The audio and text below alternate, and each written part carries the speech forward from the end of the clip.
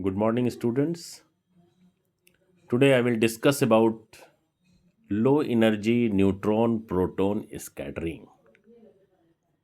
It is just a kind of two masses scattering of two masses, that is, they will collide and then scatter. This is the principle. So, the relative motion of the two particles of the masses m1 and m2 can be described by the wave equation, I mean Schrodinger wave equation, minus h cross square by 2 mu del 2 psi plus Vr psi is equal to E psi, where mu is equal to the reduced mass, that is equal to m1 m2 by m1 plus m2. E is equal to El minus EC. El stands for lab system, energy in the lab system. EC stands for energy in the center of mass system. So El minus EC, here EC is equal to M1 upon M1 plus M2 El. This is not to be this can be studied in the energy of center of mass and lab system, the energy distribution. For NP scattering, M1 and M2, if these are supposed equal, so M1 is equal to M2 is equal to M, so that EC is equal to EL by 2. Or E can be written as EL minus EC, that is equal to EL minus EL by 2, or EL by 2.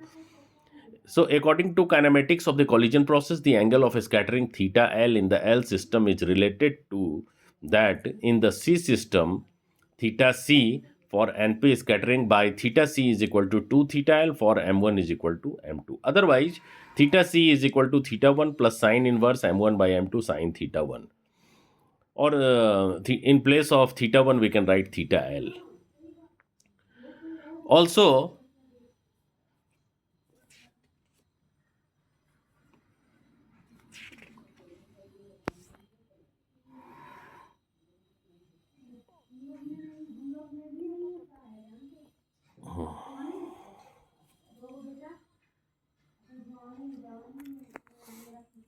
the angle between the neutron and the proton after scattering in the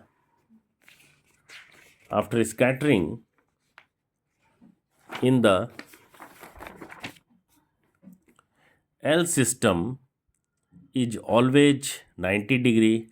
Since the reduced mass of the NP system is mu is equal to m by 2, the wave equation can be written as del 2 psi plus m by h cross square E minus Vr psi. This is very simple mathematical expression. Psi is the can be described in the cylindrical coordinates. Psi r theta phi. Theta and phi are the center of mass angles, and r is the distance between the neutron and the proton. For scattering, E must be greater than 0.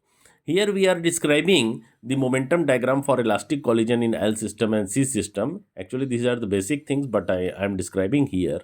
Suppose that there is M1 mass and M2 mass. M2 is at rest, V2 is equal to 0 here, M1 V1.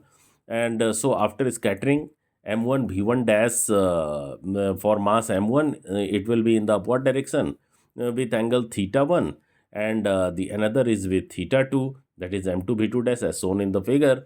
And in the left side it is lab frame of reference, in the right side it is center of mass system. So in this also it is given M1 V1 and M2 V2. M1 V1 is scattered, M2 V2 is it is not scattered. So so it goes in the forward direction V. So this is the center of velocity of the center of mass system in L system is equal to Vc is equal to m1 v1 plus m2 v2 by m1 plus m2, and this gives us m1 v1 by m1 plus m2, and that's why the energy was also m1 by m1 plus m2 El. So here P is equal to P1 cos theta plus P2 cos theta in the lab system. 0 means we are doing the momentum conservation, and after that the conservation of energy, and then we are seeing the relationship that under root E1 dash by E1 is equal to cos theta 1 plus minus cos theta 1 plus P square plus root under, that is P square minus 1 by R plus 1. So this is the relation.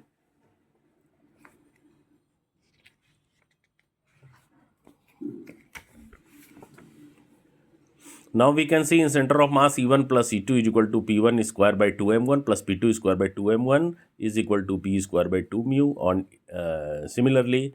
So it can be seen that from the figure below that V1 dash is equal to V1 dash plus Vc, V2 dash is equal to V2 dash plus Vc.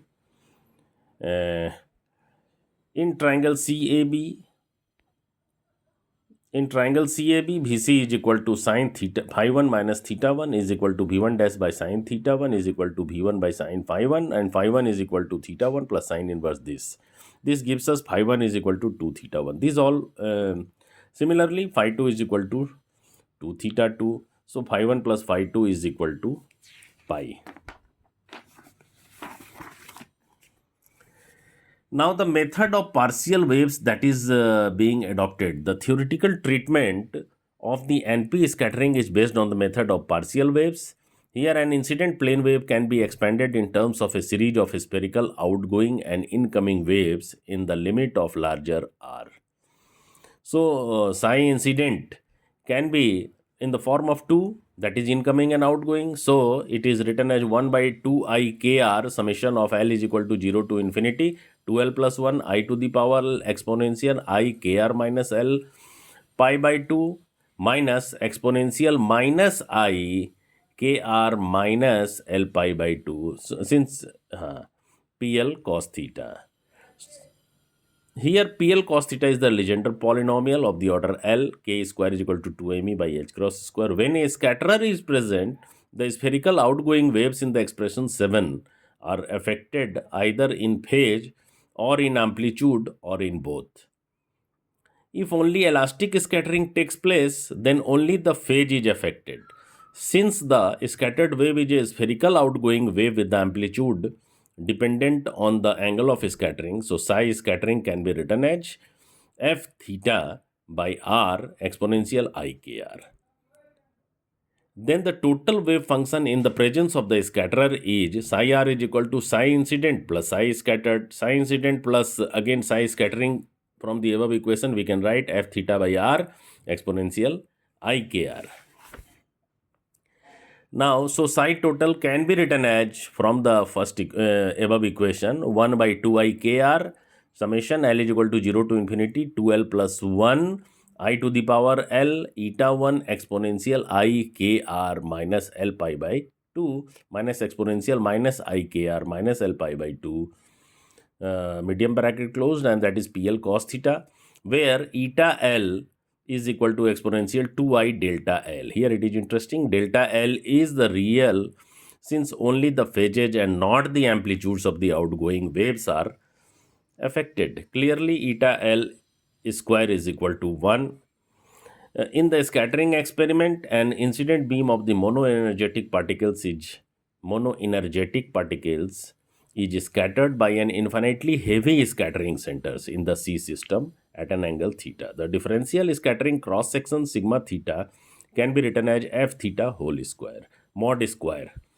Comparing equations 7 and 9, we get f theta is equal to 1 by 2ik summation L is equal to 0 to infinity 2L plus 1 eta minus 1 PL cos theta. This is equal to 1 by 2ik summation of L is equal to 0 to infinity 2L plus 1 and under bracket exponential 2I delta L minus 1 PL cos theta. So it is equal to 1 by k summation of L is equal to 1. This is simple mathematics. 2L plus 1 exponential I delta 2 sine delta L. So PL cos theta. PL cos theta. Then the differential elastic scattering cross section for the Lth partial wave is sigma theta is equal to sigma SC L theta. Sigma SC means sigma scattering theta is equal to FL theta whole square or F theta whole square, and so 1 by so we will square it 1 by K2 Yeah. So mod of summation L is equal to 0 to infinity 2L plus 1 exponential I delta L sine delta L PL cos theta whole square.